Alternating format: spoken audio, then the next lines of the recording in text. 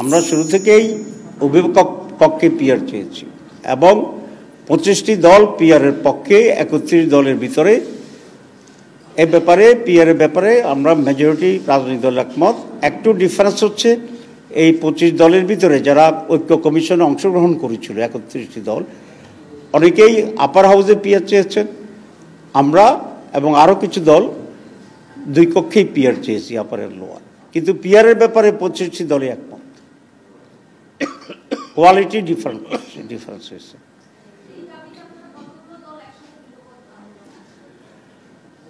এই দাবিতে আমরা যারা পিআরের পক্ষে আছে সকলের সাথে আমরা আলাপ আলোচনা করছি এবং সকলেই যাতে এটা আদায়ের জন্য আমরা তো এখনো নেগোসিয়েশনে আছি, সরকারের কাছে মৌখিকভাবে বলছি, ছোটোখাটো দাবি জানাচ্ছি। যদি সরকার এই বিষয়ে কোনো সিদ্ধান্ত গ্রহণ না করে, আলাপ আলোচনার জন্য আমাদের আহ্বান না করে, তাহলে ধীরে ধীরে আমরা জনগণের পক্ষ হইয়া ময়দানে এটার প্রতিনিধিত্ব করব। কত মানুষ এটা চায় সেভাবে আমরা কর্মসূচি নিচ্ছি আস্তে আস্তে এবং সকলের সাথে আমাদের যোগাযোগ হচ্ছে।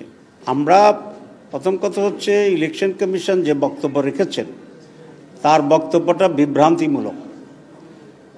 এই কারণে যে আমাদের সংবিধানে প্রতি 5 বছর পর নির্বাচন হবে এই কথাটি লেখা আছে, কিন্তু কোন পদ্ধতিতে নির্বাচন হবে এই কথাটি লেখা নাই। এখন আমরা অতীতে একটা পদ্ধতিতে নির্বাচন করে আসছি এবং সেই হিসাবে এইবারও সেই পদ্ধতির কথা বলেছি, কিন্তু এবার যে নতুন করে আমরা পিআরের দাবি করেছি, সুতরাং এখানে দুইটি পদ্ধতির এখানে প্রপোজাল, একটা ট্রেডিশনাল পদ্ধতি, একটা পিআর পদ্ধতি। সুতরাং ইলেকশন কমিশন যে কথা বলছে যে ট্রেডিশনাল পদ্ধতিতে নির্বাচন করা, এটাও সংবিধান।